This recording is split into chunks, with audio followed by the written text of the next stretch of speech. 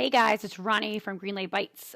Today I'm going to show you how to cook, I didn't name it yet, thyme salmon with maple cayenne, Brussels sprouts, and some flavored rice.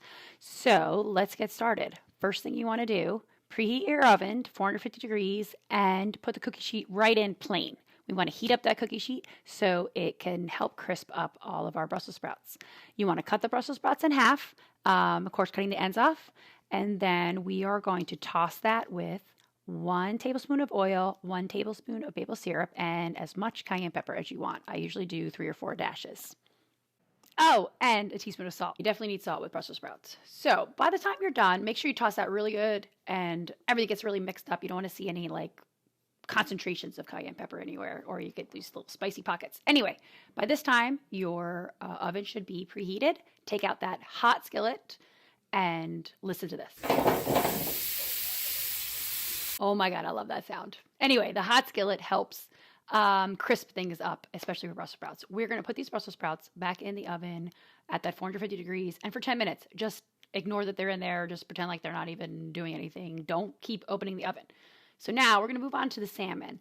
The secret to salmon, in my opinion, is to make sure you always pat it dry. And then you could season it any way you want. For this meal, I went with salt and pepper, which I always go with salt and pepper, and like a touch of thyme. You could do garlic powder, you could do onion powder, you could do oregano, Italian seasoning.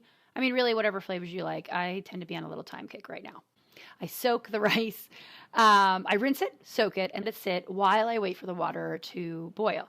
And in the water, you can season it any way you want. I tend to include whatever flavors I'm using in other parts of my meals. So for this time, I added a little bit of dried minced onion and some thyme and salt and pepper.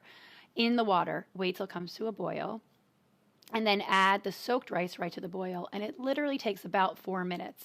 I do it by sight. I just look and see, and as long as there's no more kind of thicker white part of the rice grains, I drain it, put it back in the pot, put the top on, and let it steam. You should give it a taste, maybe add a pat of butter, a bit of salt, and make sure it's good. Keep the top on it and set it aside while we move on to the salmon.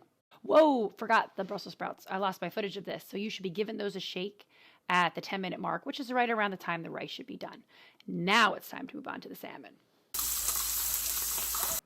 If your salmon has skin, which I always try to buy salmon with skin because I like crispy salmon skin, you should be cooking that skin side down in a hot skillet or cast iron. I'm a cast iron girl myself. And you're going to cook it until the sides look like this. Okay, did you see how it was like cooking around and you could see it being cooked on the sides? Do not flip it until you see like that it's pretty much halfway cooked up.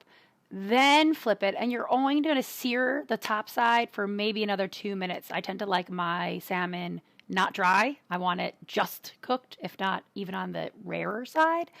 And that's the secret. And look at how the skin comes out. Amazing. Okay, dinner is done. Uncover the rice, take the Brussels sprouts out of the oven, and plate it away. That's it. Took me about 50 minutes from oven preheat to sitting down with the family, and they liked it. No complaints, even from my picky eater 8-year-old who would prefer macaroni and cheese for every meal. So there you have it. For more food ideas, check out greenlightbites.com, and I hope to be back soon with another video. Thanks, guys. Bye.